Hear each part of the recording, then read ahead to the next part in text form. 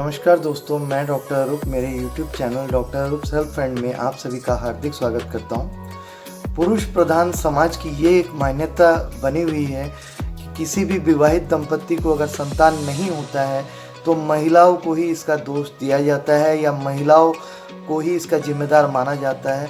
अभी के वैज्ञानिक समय में साइंस ने ये प्रूव किया है कि महिला सिर्फ जिम्मेदार नहीं होती एक संतान को जन्म देने के लिए, पुरुषों में भी कई ऐसे फैक्टर्स मौजूद हैं जिनके वजह से कई बार संतान महिला के गर्भ में नहीं आता है। तो एक महिला को गर्भवती बनने के लिए एक पुरुष को भी शारीरिक रूप से मानसिक रूप से स्वस्थ होने की आवश्यकता है। अगर पुरुष पूरी तरह से स्वस्थ नहीं है तो मेल इनफर्टिलिटी का दोष उनको आ सकता है और मेल इनफर्टिलिटी आने पर उनको पिता का सुख खुद भी प्राप्त नहीं होगा। तो आज मैं इस वीडियो में एक पुरुष को एक पिता बनने के लिए रोकने वाले कारण या मेल इनफर्टिलिटी के मुख्य कारणों के बारे में विस्तृत रूप से चर्चा करूंगा। इससे पहले कि ये वीडियो स्टार्ट करूं, अगर आपने मेरा चैनल अभी तक सब्सक्राइब नहीं किया है तो आप सभी से निवेदन है, सबसे पहले मेरे चैनल डॉक्टर अरूप सेल्फ फ्रेंड को सब्सक्राइब कर लें। वीडियो को संपूर्ण देखें, अंत तक देखें। अच्छा लगे तो लाइक एंड शेयर जरूर करें। आपके सवाल और सुझाव को कमेंट बॉक्स पर जरूर लिख करके भेजें।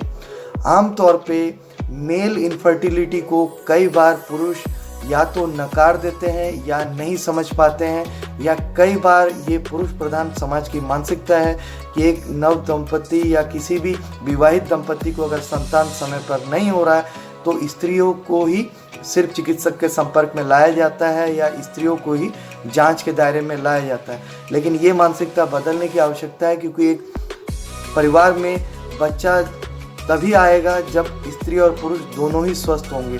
तो आज मैं पुरुषों में होने वाले कई ऐसे दोष हैं जो मेल इनफर्टिलिटी के कारण माने जाते हैं, उनके बारे में बात करूंगा।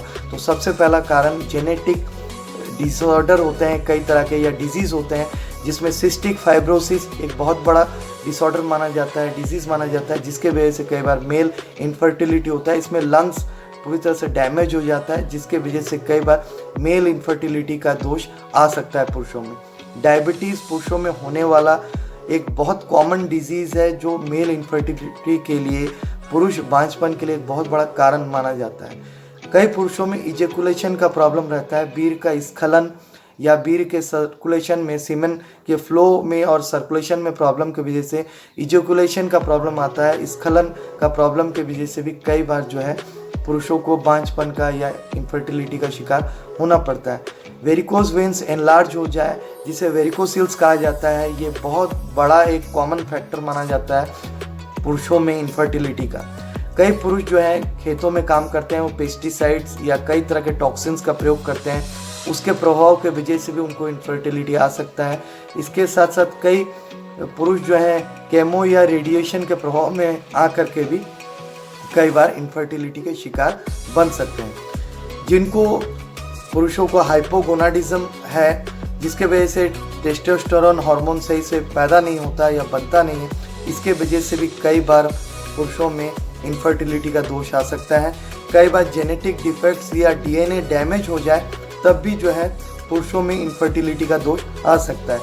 कई पुरुषों में लाइफ स्टाइल एक बहुत बड़ा फैक्टर है। कई पुरुषों को स्मोकिंग ज़्यादा करने का या ड्रग्स एडिक्टेड है, इनके वजह से भी इनफर्टिलिटी का दोष आ सकता है। ओवर एक्सपोजर अगर हो जाए हीट के संपर्क में, ज़्यादा ताप के संपर्क में, जैसे साउना बाथ या ज़्यादा हॉट टब में या गर्म पानी के संपर्क में ज़्यादा आते हैं जो पुरुष, उनको ये प्रॉब्लम आ सकता है इनफर्टिलिटी का। कई बार बैक्टीरियल या वायरल इन्फेक्शन के वजह से, जैसे मम्स या एडिनोवायरस के वजह से भी मेल इनफर्टिलिटी बन सकता है। कई बार सीमेन डिसऑर्डर होता है, जिसमें स्पर्म का जो काउंट है वो कम होता है, जैसे एजुस्पर्मिया हो गया या ओलिगोस्पर्मिया हो गया, जिसके वजह से कई बार पुरुषों में इनफर्टिलिटी का प्रॉब्लम आ सकता है। जो पुरुष ज़्यादा स्टेरॉयड यूज़ करते रहते हैं, वो चाहे एंटी एस्थमेटिक हो या एलोपेशिया से संबंधित स्टेरॉइड्स का ज़्यादा यूज़ कर लेने के वजह से भी, उसके साइड इफ़ेक्ट्स के वजह से भी कई बार इस तरह की स्थिति मेल इनफर्टिलिटी का बन सकता है। कई बार डिसेंडेड टेस्टिकल्स के वजह से भी ऐसा हो सकता है। कई बार टेस्टिकल्स जो है वो सप्रेस्ड रहते हैं, अंडकोश जो है वो पूरी तरह से ओपन नहीं रहते हैं, उसमें अच्छे से स्पर्म का फ्लो नहीं होता है, रुकावट रहता है। इसके वजह से भी कई बार दिक्कत आ सकता है मेल इनफर्टिलिटी का। इसके साथ साथ कई पुरुषों में जो है सर्जरी वगैरह या कई बार कोई इंजरी हो गया हो टेस्टिकल्स में, इसके वजह से भी कई बार मेल इनफर्टिलिटी का शिकायत आ सकता है। तो ये कॉमनली फैक्टर हैं जो पुरुषों को भी एक पिता बनने के लिए विवाह के पश्चात रुकावट डाल सकते हैं। सिर्फ महिलाएं जिम्मेदार नहीं है, पुरुषों की भी समान जिम्मेदारी होती है स्वस्थ रहने के लिए। तो इन कंडीशनों को नज़रअंदाज न करें। इस प्रकार के कोई भी प्रॉब्लम है, आप चिकित्सकीय सलाह हेतु मुझसे मिलना चाहते हैं तो मेरे तीनों क्लिनिक्स के एड्रेस और मेरा व्हाट्सएप नंबर यूट्यूब के डिस्क्रिप्शन बॉक्स, इंस्टाग्राम, फेसबुक और ट्विटर में डॉक्टर अरूप कुमार दास पेज में उपलब्ध है। आप वहां से भी मुझ तक संपर्क कर सकते हैं। इस वीडियो को ज़्यादा से ज़्यादा शेयर करें और लोगों को ज़्यादा से ज़्यादा जागरूक करें। धन्यवाद, नमस्कार, जय हिंद।